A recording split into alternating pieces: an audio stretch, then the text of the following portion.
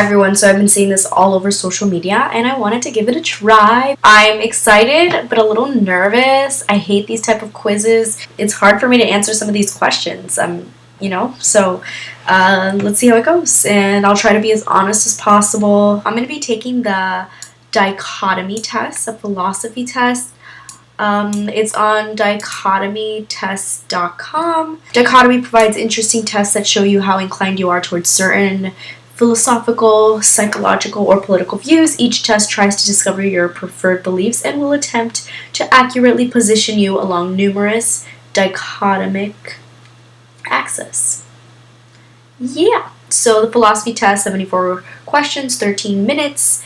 Find out how you stand along many philosophical dichotomies, from egoism and altruism to skepticism and absolutism.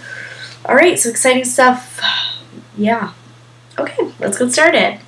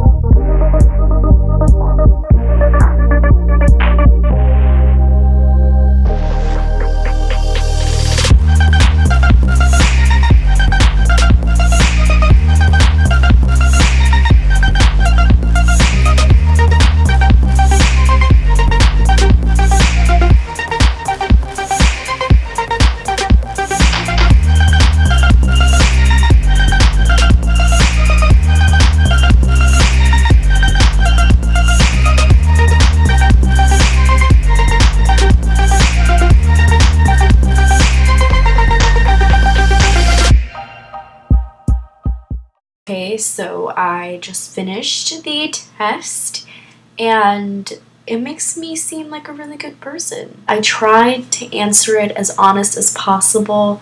I don't know. It was hard. I don't like doing these type of things because I freak out about answering correctly or right for me as a person. I got 26% for materialism and 74% for spiritualism. I got 28.2% for egoism and 71.8% for altruism, and I got 55.3% for idealism and 44.7% for pragmatism, and I got 33.2% for hedonism and 66.8% for ascetism. And I got 31% for nihilism and 69% for moralism, and I got 32.8% for rationalism and 67.2% for romanticism, and finally I got 47.9% for skepticism and 52.1% for absolutism. So yeah, I definitely thought that I would get more for materialism, but honestly I'm not that materialistic and I'm a pretty spiritual person. Like, for me, my favorite gifts have to do with something I have an emotional connection to.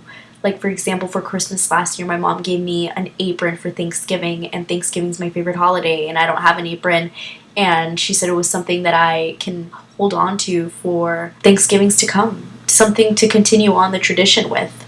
And that just made me cry, and I loved it. My grandmother gave me my great-grandmother's teacup, one that she bought a long, long time ago. She gave it to me for my birthday, and I thought it was so sweet, and I loved it. I love those type of things, like family heirlooms and just thoughtful gifts, because it really makes me feel like somebody knows me.